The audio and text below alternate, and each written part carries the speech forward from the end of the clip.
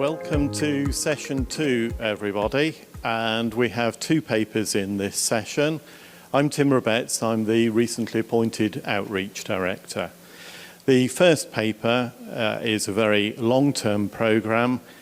It's concerning managing the longest system lifecycle, design and safety case integration for geological disposal of radioactive waste. There are 3 authors to the paper. 2 of them will present, and the authors comprise Simon Tinling, who's Senior Lead for Systems Engineering and Requirements at Nuclear Waste Services, and where he's responsible for a number of projects, including the UK's Geological Disposal Facility Programme. The second author is Tom Jackson-Burton, who's the as low as reasonably practicable and best available techniques studies lead at Nuclear Waste Services. And the third author is Callum Powrie, and all 3 of them have extensive experience in this industry. So please welcome the authors, and over to Simon and Tom. Thank you. Thank you very much, and good morning.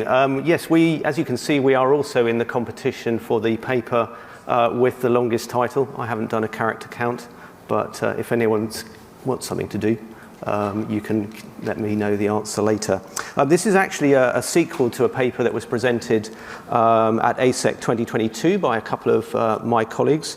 Sadly, I never saw that presentation, as I actually arrived at the conference and tested positive for COVID that morning, so I spent the rest of the conference stuck in my hotel bedroom. But it's great to be here this morning and really provide, as I say, an update on where we've got to in this programme. The previous paper looked at our early endeavours to implement a systems engineering approach to geological disposal, and this paper moves on to really consider how that has influenced our approach to design and safety case integration. What we'll cover, it's broadly a sandwich with myself as the bread and my colleague Tom as the meat. I'm going to introduce the background to geological disposal and the UK's future geological disposal facility, which is our system of interest. Tom's going to take us through the need for an approach to design and safety case integration, what that approach looks like, and take us through a worked example. And then I'll say a little bit about developing organisational capability to be able to execute such an approach, and I'll summarise with some conclusions and the challenges that we continue to work through. A little bit about ourselves. I won't go through the acronyms again. If you want to know about ALARP and BAT, do please speak to Tom later. But Tom has a background in radiation protection and nuclear safety. I'm more of a technical generalist, having worked in a range of projects in both the defence and nuclear sector. So why do we need to think about disposal of radioactive waste in the UK? Well, nuclear power has been part of the energy mix in the UK for nearly 70 years now. The first nuclear power station was connected to the grid at Calder Hall in 1956. And by 1997, nuclear power reached a peak of just over 25% of the UK's energy mix. Today that's declined back down to 15%. But the government has set a fresh ambition to increase it back to 25%, or 24 gigawatts, by 2050. That's a year that seems to have been mentioned a number of times already in this conference. And against this, there's already a significant decommissioning and disposal task for the industry. Some of the stats that you see there: 4 million cubic metres of waste still to be recovered, let alone packaged and disposed of, and a very wide range of waste streams, including both radioactive and hazardous wastes combined. So being able to safely dispose of radioactive waste is crucial to the future sustainability of nuclear energy. And as a GDF is widely recognised as the only feasible option for safe disposal of more highly radioactive waste, it forms a crucial part of that puzzle. And just reflecting on sustainability, it's also an intergenerational equity issue that we are not storing up problems for future generations. So what is a GDF, a Geological Disposal Facility? As the name implies, its key feature is that it combines both engineered barriers and natural or geological barriers. So we're dealing with a system that is both engineered and one that is natural, with the aim of isolating and containing waste for very long time scales, typically hundreds of thousands of years. In the UK, the policy prescribes that the depth of the GDF or waste will be disposed of somewhere between 200 and 1,000 meters underground. How does it work?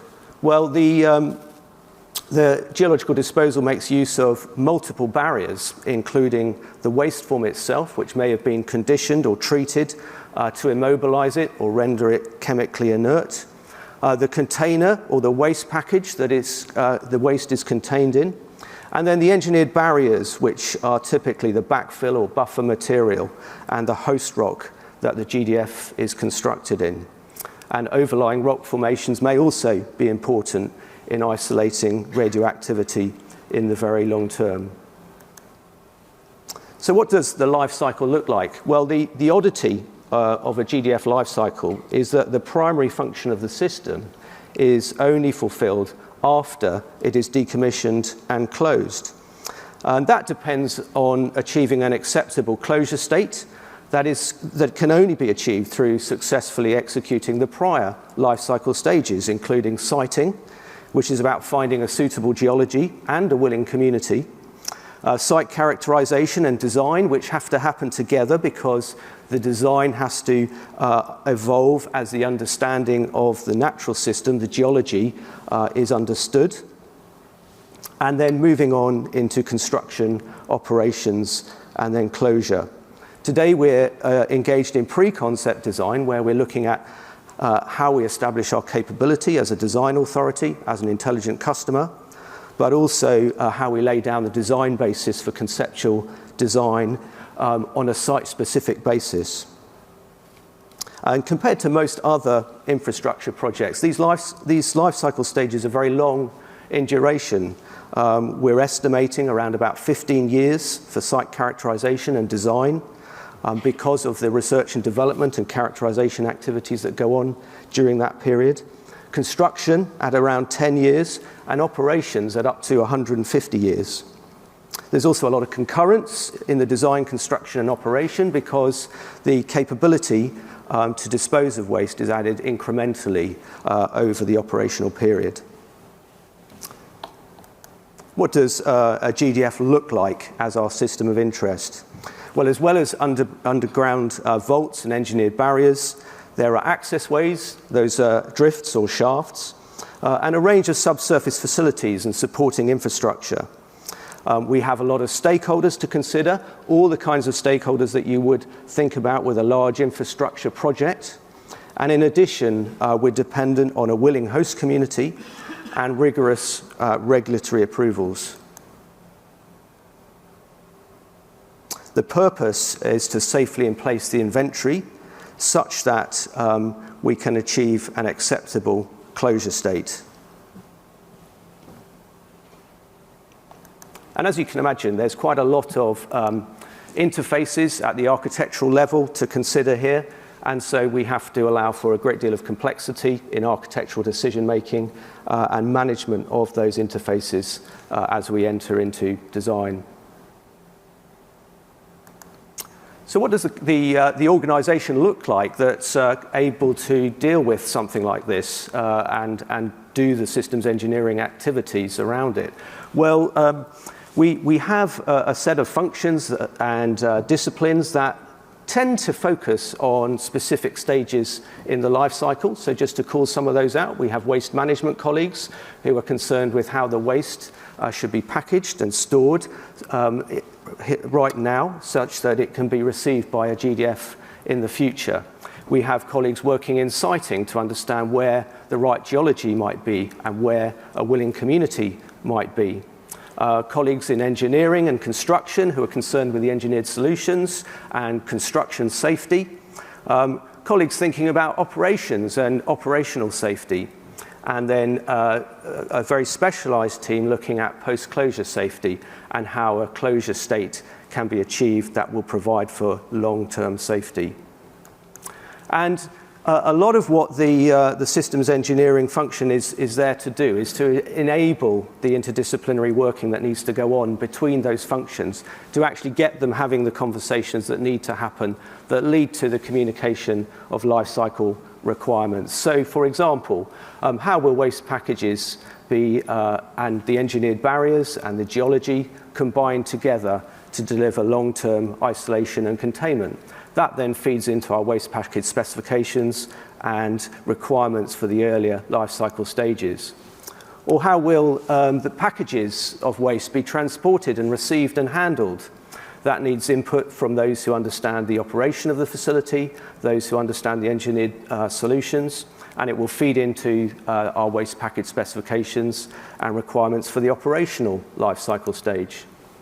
Or lastly, how will geological integrity be preserved through the site evaluation and construction stages, that we don't, by drilling boreholes or constructing access ways, actually destroy the geological integrity upon which we rely. That needs, again, to feed into requirements on the life cycle stages for both siting and construction. And in all of these examples, you'll see that there's a need to get the individual disciplines outside of their silos engaging with each other to elicit and communicate requirements, often onto other life cycle stages. And so through that, we achieve a left shift, whereby requirements are understood and addressed and hopefully deconflicted much earlier than they would be otherwise. So that's just an overview of how we have approached systems engineering on a facility like this and how as an organization we're currently approaching that. I'm going to hand over to Tom now to talk about our approach to safety integrated design. Thank you, Simon. So yeah, Simon's, as you've heard, set the context. We've got a very long life cycle and a complex set of stakeholders with lots of different needs. And this rings particularly true as well from the perspectives of environmental safety, safety in general, security, nuclear safeguards, from which perspectives we have a moral and legal duty to protect the environment and protect people. Now, the orthodox approach, generally speaking, in the nuclear industry to tackling this challenge, the challenge of protecting people in the environment, is to allow each of the different entities, the different flavors of safety and security to tackle the problem sort of as separate entities, maybe feeding into an engineering design or something like at a later point. However, we, for the GDF, feel the need for a more integrated approach, one that can tackle complexities and allow for interdisciplinary working, and perhaps most importantly, one that ensures that all our different disciplines of environment, safety, security, nuclear safeguards are provided with common inputs against which they can do their discipline-specific analyses and derive common language outputs in the form of requirements to allow deconfliction at the earliest possible opportunity. And the next slide really talks to how we want to do that. We want to do that by applying what we're calling an E3S approach, so environment, safety, security, safeguards, E3S. Credit to Rolls-Royce SMR. We were calling it an integrated case or integrated safety case, but we saw that they'd used the term E3S. We rather liked it, so we've taken the name as well. So what is an E3S case? So it is the totality of narrative, of data, of analyses that drives the system definition through the life cycle and which demonstrates adequacy from a number of different perspectives. So the diagram shows the different angles. So the central circle showing the GDF E3S case. The next layer of circles showing life cycle, well, cases from different perspectives. The pre-closure case covering all things from the point of construction through commissioning, through operation, closure, and even decommissioning, to the post-closure case covering the period after we relinquish control and return the site to its natural state with the waste in place. The transport case being the case that is made that we can safely move all of our nuclear material from existing nuclear licence sites around the UK by either rail, road or sea. The nuclear safeguards case being demonstrating that we're meeting our international obligations to prevent fissile material from the civil nuclear programme entering the defence sector, and the security case demonstrating that through life the GDF is secure from threats from terrorism or sabotage or theft of nuclear material. And so collectively that represents our E3S case, and a common theme to it all, as we said, is narrative, data and analyses, where narrative, if you like, is the story of the case, often kind of presented textually as an entry point through reports, sort of historically. The data, I suppose, is the most basic expression of what needs to be achieved for our E3S requirements, perhaps, and why, the rationale for those requirements. And then the analysis is the means of deriving that data. So there is obviously an inherent connection between the E3S case and the rest of the system definition, and the next slide talks through that in a bit more detail. So hopefully, yeah, that comes coming across. So on this slide, what you can see is a few different things. The top greeny part, that's E3S case, representing there, we have the narrative, as I mentioned, which references the data that we generate through analysis, which is done in accordance with manuals, for example.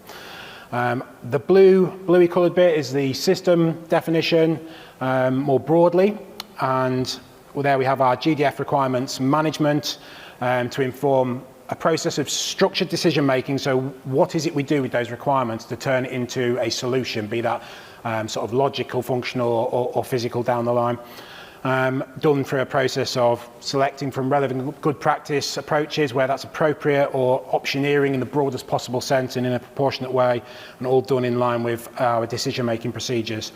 That then can inform either the site characterization and R&D box that you see there, which is effectively if we have information needs or information gaps that need to be fulfilled through finding out more site information through, say, boreholes or seismics, or through science and R&D research. We have a lot of academic a lot of colleagues who do a lot of research for us. Alternatively, that structured decision making based on the requirements can inform our engineering design as to what a solution might look like. And the relationship between system definition and E3S case is probably quite familiar to many people and is obviously iterative, but what it tries to show in this diagram is that the system definition might feed something at a maturity level of, let's call it X, to be analysed to analysis. The E3S case might do the analysis, generate some data, and then feed it back to the system definition to create X+1. And that happens repeatedly through the life cycle of a design and even in operational phases. All of that is integrated by our disposal system development manual, the DSDM, which is a sort of systems engineering driven manual that overarches all of our technical work. And all of that is constrained by the siting process, which is a framework by which we can select our site and constrains what the design effectively looks like. Also constrained by the inventory, which in many cases exists today and has even been packaged today, if you like. So that's our ecosystem, the relationship between E3S and system definition. So now, the next two slides, what I wanted to do is try and talk through a bit more of a worked example of how we're going to apply our E3S approach to make key decisions, and in particular to select our engineered barrier system for any given geological context. So our engineered barrier system is, I think as Simon said, the designed portion of the GDF as opposed to the natural portion. It has to respond to the natural portion, the geology, but we can break it down into a number of different areas, the blue areas. So the most sort of the first layer, if you like, is the waste form, different depending on the nature of the waste, but it could be, normally it'll be a, like say, a cementitious, grouted mix of radioactive material that immobilizes the radioactive material so it can't escape, if you like, or it could be a vitrified glass product for certain waste types on a few other areas. But that's the first layer of our engineered barrier system. That would then go inside a container, so a metal container normally of some shape or form, could be steel, could be copper. Again, that's the next layer. Those containers, those waste packages that are created on waste producer sites then get brought to GDF, transported through the public domain and placed in vaults of different shapes and sizes, which would be an heavily engineered vault, might be concrete, for example, and then those vaults are backfilled with special local buffers and backfills, and then eventually mass backfills to place them in the ground fully. At the end of filling a vault, at the end of filling the GDF, there's then a process of backfilling and sealing all shafts, access ways, drifts, and so on and so forth. And those will have special chemical and physical plugs and seals to prevent the release of radiological material in kind of inappropriate levels. So that, in a nutshell, is what the engineered barrier system is. And we have to select one or many, in fact, for different geological contexts. So how are we going to do that? One second. There we go.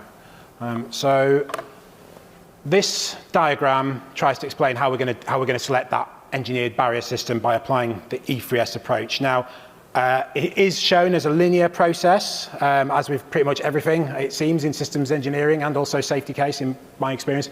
There's a vast amount of iteration and recursion. This is just illustrative, for example, so just bear that in mind, please. So the top layer and the sort of first box on the second layer of the diagram represents NWS going from a position where we understand, in principle, what is going to deliver post-closure safety. Okay, so post-closure safety functions. So going from that point to eventually getting to a point where we understand enough about the context, if you like, that we can understand what the relative contributions to that post-closure safety are from either the geological or the engineered barrier system. So we go through a process of identifying high-level safety functions for post-closure, so isolate, contain, stability in geology, for example, for turning those into a set of system requirements and constraints, and in our case in particular, identifying where information might be needed, particularly around questions of how do we verify requirements in that domain. And those information requirements can then flow to drive research and development, can flow to derive specific site characterization activities, and can flow to inform our conversations and our work with our waste producing colleagues across the UK to understand the inventory more fully. When we are in a position of having a more detailed understanding of those things, we can then, first box on the next line, understand where our case is being made for post-closure. Is it in the engineered barrier system more than the geology? Is it in the geology more than the EBS? Is it a bit of both? It's always going to be a collection of both, but it's just the how much and where that we need to understand. When we've been through that process and iterated lots of times, we're then at a point where we need to try and look at the EBS, the engineered barrier system level of thinking of the system. And at that point, we're going from a position of identifying all our E3S functions, so the things that it has to do for the environmental safety aspects and the kind of nuclear safety, conventional safety, nuclear safeguards, security, and so on, to a point where we can develop a set of potential options that could satisfy those functions, done by having identified them, again, capturing them as a set of system requirements, putting into the mix those E3S system requirements with all the other system requirements that exist and will exist, allowing ourselves to kind of process those, ensure they're appropriately prioritized, ensure they're consistent with each other, that they're kind of compatible and are bounded appropriately.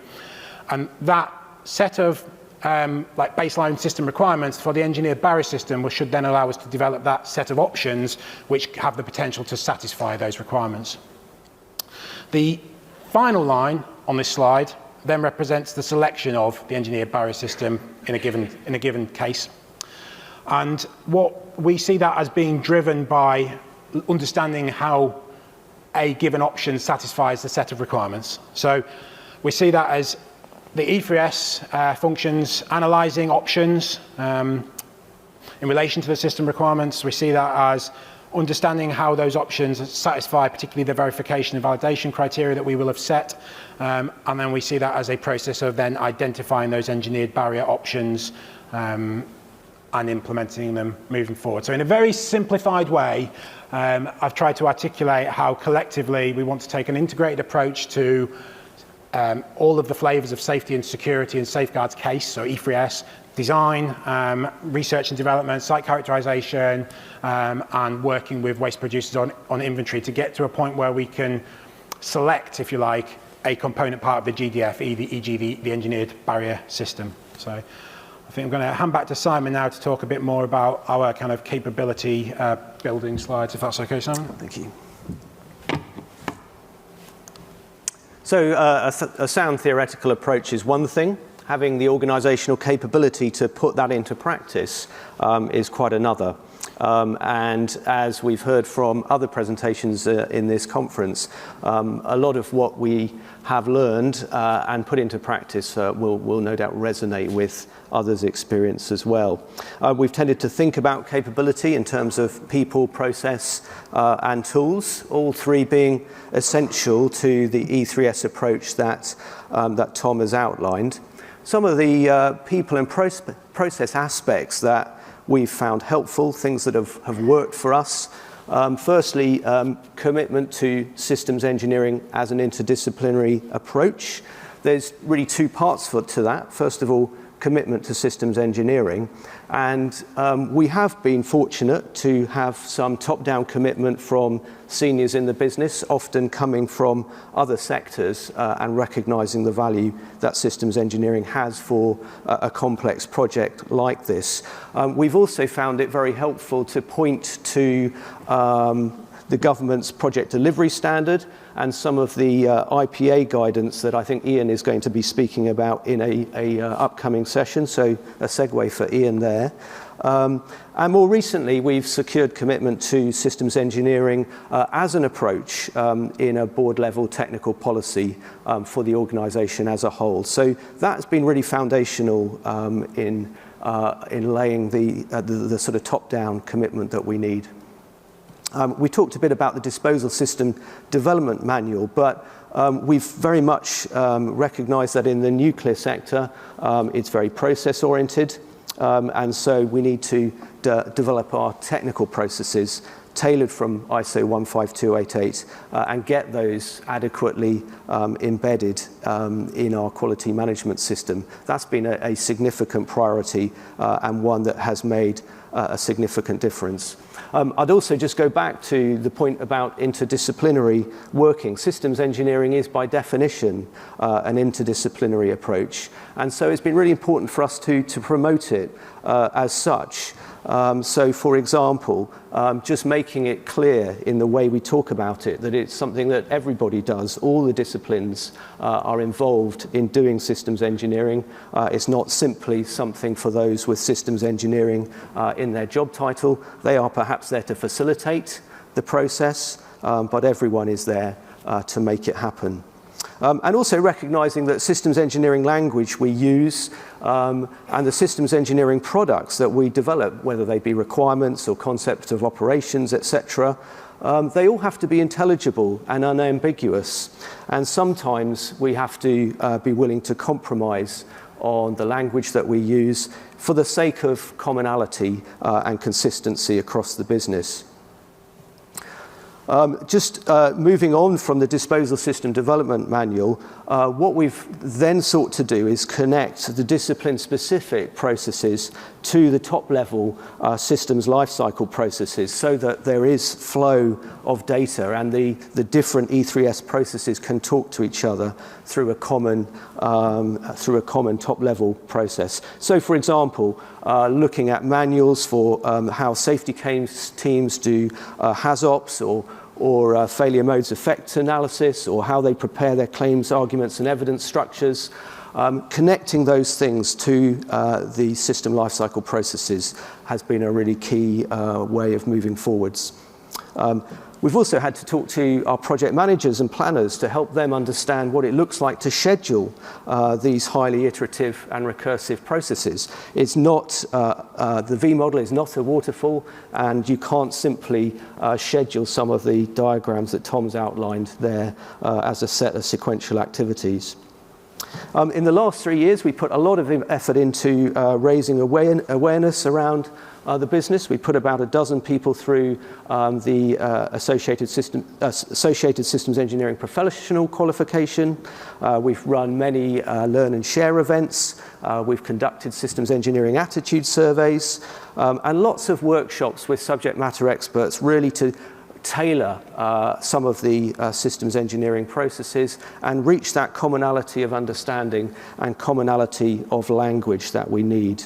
And we've found that often subject matter experts will be relatively disinterested in what comes across as abstract systems lifecycle processes. What makes the difference is when we can obtain real worked examples that show the process carrying their own domain content, whether it's to do with geoscience, whether it's to do with boreholes, whether it's to do with the various E3S safety case elements. Once they can see that content in the process, they're much more prepared to engage with it. And that's the stage where we start to get feedback that allows us to refine the process further. Just thinking about tools, this slide shows our high-level thinking on the relationship between the various systems engineering and E3S tools that we need to use.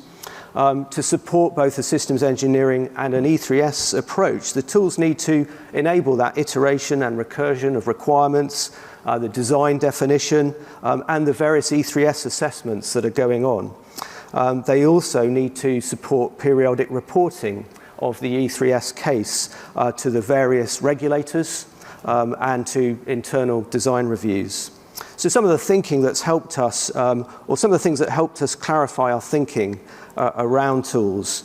It was touched on yesterday, but starting with the processes rather than necessarily starting with the tools has been really important. Understanding how the processes need to interlink has then led us to the use cases and the interoperability needs that drive the tools. Thinking of the E3S case as a single integrated data model, as shown in the on the left-hand side of that diagram, has been an important shift in our thinking. If that sounds a little bit like model-based systems engineering, then you'd be surprised to know that MBSE is an ambition for us, and looking at how we can take that forwards to support the configuration of an E3S case. And we also have one or two bespoke homegrown safety case tools that predate any approach towards systems engineering and an integrated safety in design. And some of our subject matter experts have invested years of their careers in developing those bespoke tools. So reaching a shared understanding of their place and their contribution and how they fit in within that wider E3S approach has been really key to then be able to think sensibly about their future development. How do they need to evolve in order to integrate with the E3S approach as a whole? So I'm going to summarize some of our conclusions and the challenges that we are continuing to address moving forwards with the programme. A geological disposal facility is the right solution for the UK's most hazardous radioactive waste, and that's an internationally recognised precedent and part of the UK government policy.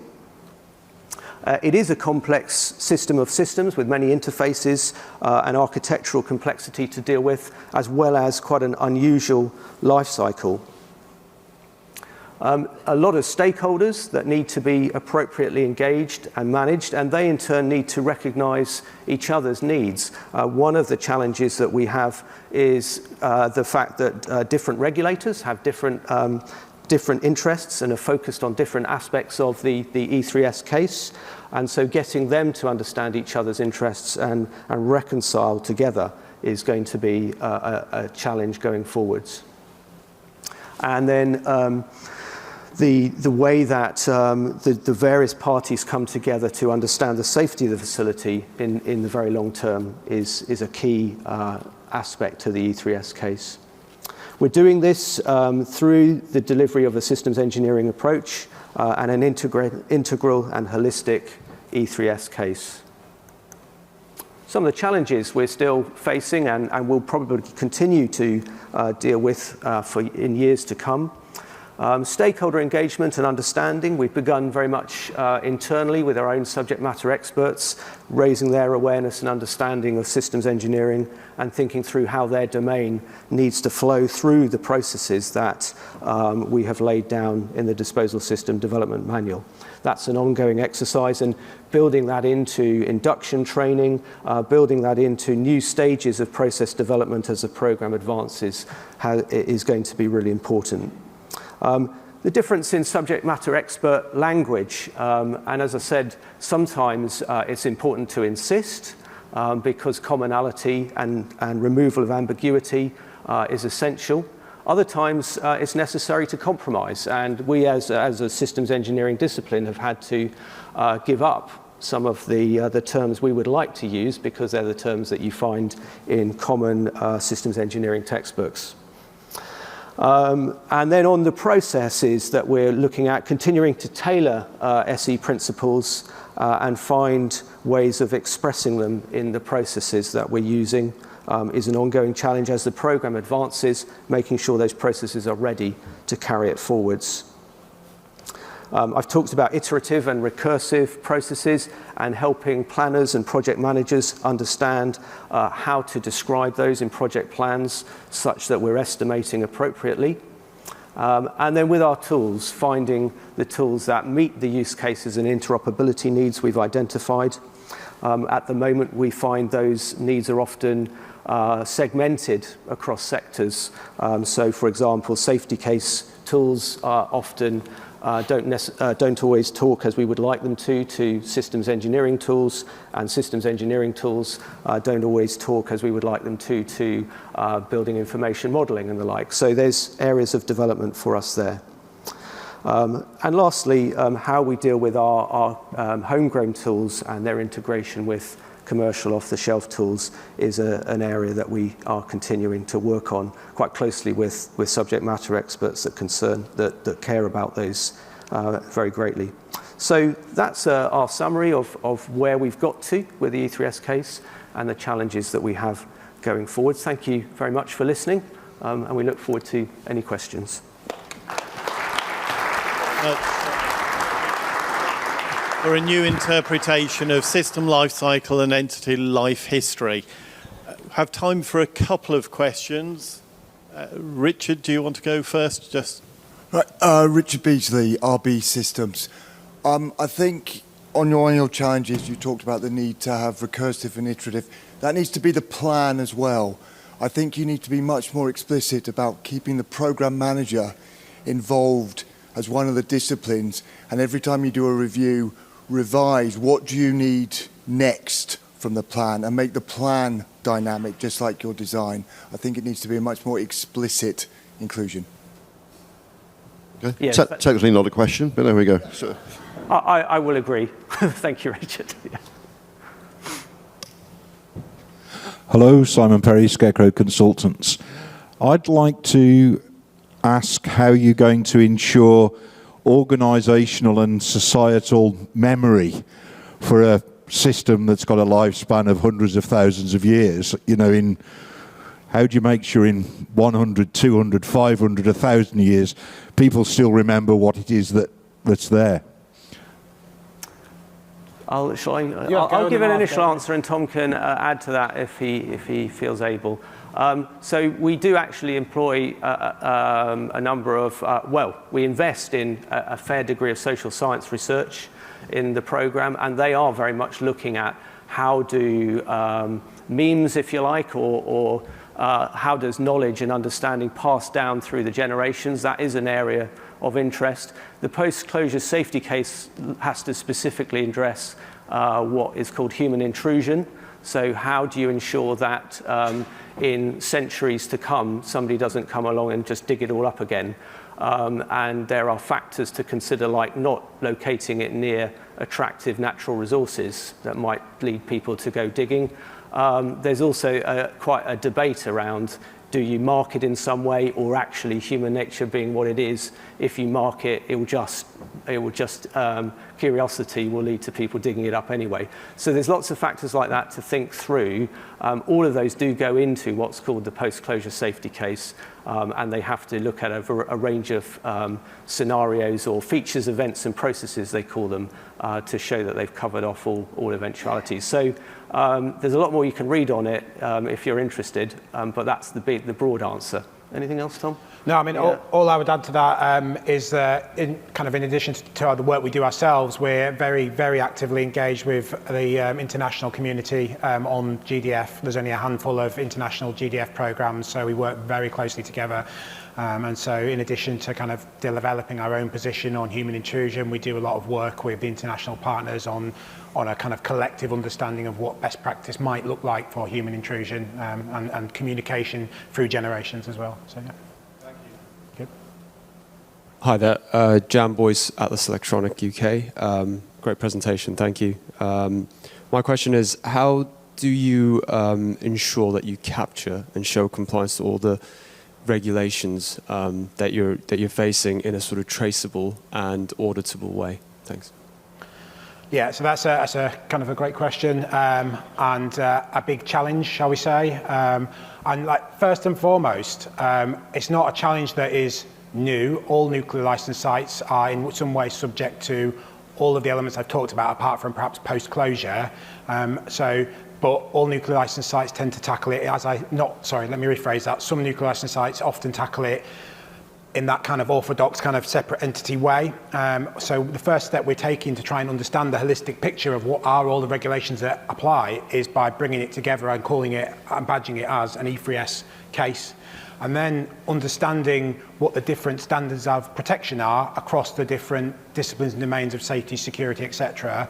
And effectively looking to formalise those through requirements and looking to understand, are there any things that conflict or constrain us, or how do we manage those? So just straight off the top of my head, nuclear transport regulation is very prescriptively driven. So there are rules and regulations about how you move certain nuclear materials that are kind of, you must do this.